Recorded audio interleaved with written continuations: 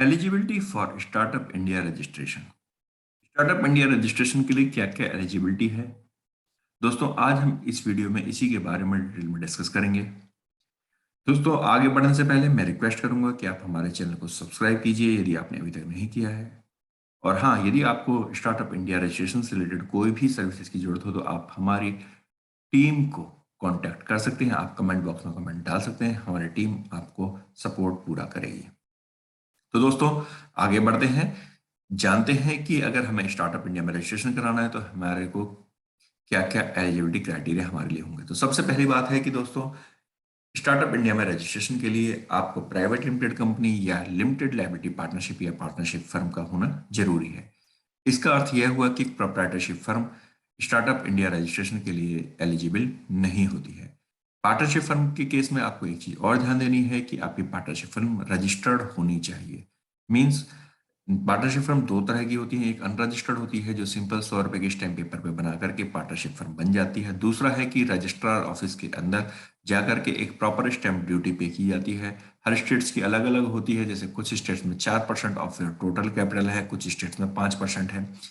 तो उतनी आप स्टैम्प ड्यूटी पे करके आप अपनी पार्टनरशिप फर्म यदि रजिस्टर्ड कराते हैं तो वो स्टार्टअप इंडिया में रजिस्ट्रेशन के लिए एलिजिबल है। दूसरा है दोस्तों, company is offering innovative products और सर्विसेज।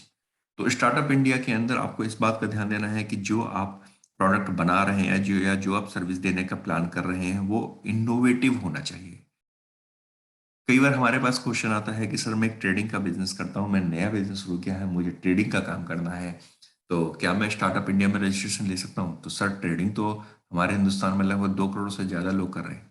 आप उसमें यूनिक क्या कर रहे हैं? ट्रेडिंग कर रहे हैं, कोई बुराई नहीं है, लेकिन आप उसमें यूनिक क्या कर रहे हैं? आपकी ट्रेडिंग औरों की ट्रेडिंग से डिफरेंट क्यों है?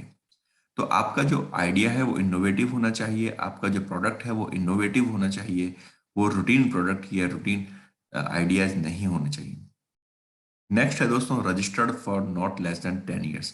यानी कि जो आपकी पार्टनरशिप फर्म है या आपकी एलएलपी है या प्राइवेट लिमिटेड कंपनी है वो 10 साल से ज्यादा पुरानी नहीं होनी चाहिए। अगर वो 10 साल से ज्यादा पुरानी है तो आप रजिस्ट्रेशन में एप्लीकेशन फाइल नहीं कर पाएंगे। नेक्स्ट है दोस्तों, company is having a business model with high potential of employment generation. आपका जो बिजनेस मॉडल है वो इस प्रकार का हो कि जिससे एम्प्लॉयमेंट के चांस बहुत अच्छे हैं।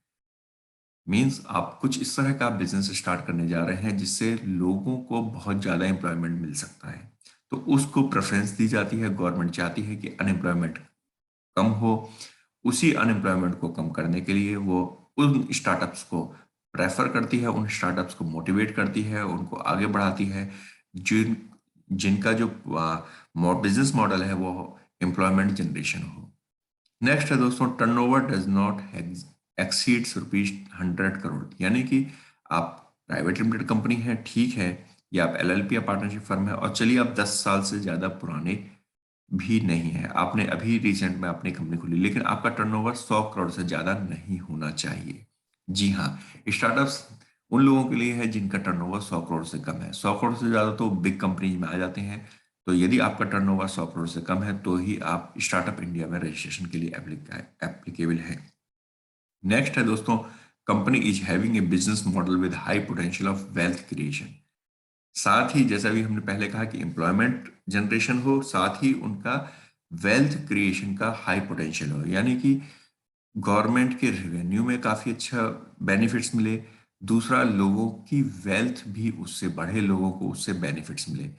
तो बेसिकली आपको जब स्टार्टअप इंडिया में रजिस्ट्रेशन करने का आप सोच रहे हैं तो आप ध्यान दीजिए कि आपको मेन जो आपको ध्यान देना है वो ये है कि आपका जो आइडिया हो इनोवेटिव हो और benefit to public at large हो, यानी कि मैक्सिमम पब्लिक को उसका बेनिफिट मिल सके। यदि आप ये दो कंडीशंस मेजर अगर आप उनके बिजनेस मॉडल में अगर आप फुलफिल करते हैं तो आपको रजिस्ट्रेशन आसानी से मिल सकता है। दोस्तों, श्योरसॉफ्ट ऑलरेडी स्टार्टअप इंडिया रजिस्ट्रेशन में सपोर्ट करती है और अभी तक वो लगभग 50 से ज्यादा स्टार्टअप इंडिया के रजिस्ट्रेशन करा चुकी है। तो यदि आपको भी अपनी कंपनी का रजिस्ट्रेशन स्टार्टअप इंडिया में कराना है तो आप हमारी टीम से कांटेक्ट कर सकते हैं। आप हमें कमेंट बॉक्स में कमेंट ड्रॉप कीजिए, हमारी टीम आपसे कांटेक्ट करेगी और आपका पूरा सपोर्ट करेगी। धन्यवाद।